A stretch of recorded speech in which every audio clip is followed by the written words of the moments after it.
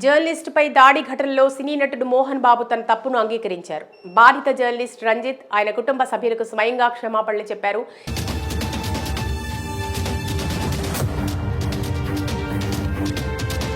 జల్పల్లిలోని తన నివాసం వద్ద తాను చేసిన దాడిలో గాయపడి ఆసుపత్రి పాలైన జర్నలిస్ట్ రంజిత్ను మోహన్ బాబు ఆదివారం పరామర్శించారు.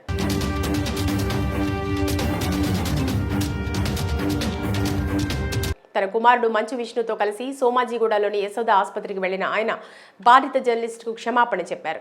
రంజిత్ కుమార్తె ఇతర కుటుంబ సభ్యులకు కూడా క్షమాపణలు తెలియజేశారు. ఆ రోజు జరిగిన ఘటనకు తాను బాధపడుతున్నానని, అలా జరిగి ఉండాల్సింది కాదని, తప్పు తనదేనని రంజిత్తో అన్నారు.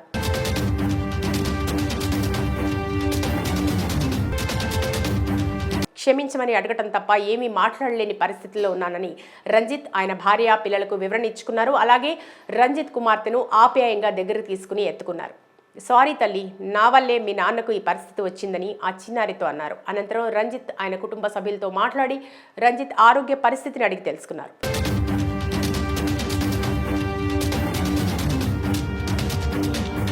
రెండు కాళ్ళు, భుజాలు, కళ్లకు శస్త్రచికిత్స చేయించుకున్న తనకు శస్త్రచికిత్సల బాధ ఎలా ఉంటుందో తెలుసని ఈ సందర్భంగా వారితో అన్నారు మోహన్ బాబు. రంజిత్ త్వరగా కోలుకోవాలని ఆకాంక్షించారు. రంజిత్ కుటుంబానికి అండగా ఉంటానని, ఏ సాయం చేయడానికైనా సిద్ధమని హామీ ఇచ్చారు.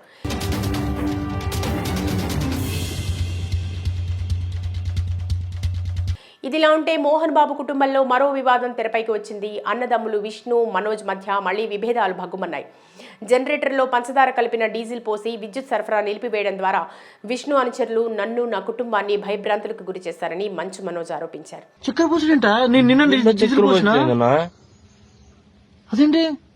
ఈ మేరకు శనివారం మీడియాకు ఓ లేఖ విడుదల చేశారు.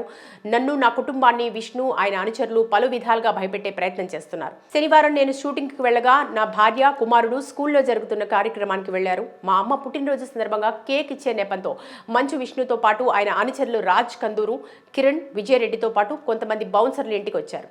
ఈ సమయంలో వారు నా జనరేటర్లో పంచదార కలిపిన డీజిల్ను పోశారు.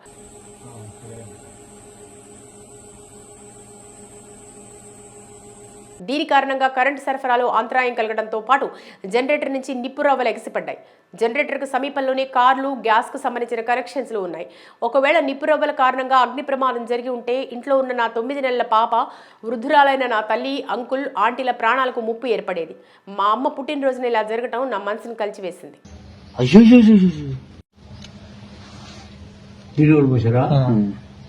ఇది పూర్తిగా కుటుంబ సమస్య. కానీ నా కుటుంబ క్షేమం, రక్షణ కోసం అన్ని అంశాలను బహిరంగపరచాల్సి వస్తోంది.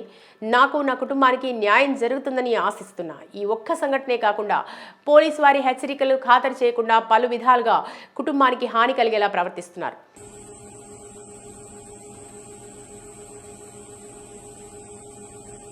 నేను, నా కుటుంబం చాలా విపత్కర పరిస్థితులను ఎదుర్కొంటున్నాం.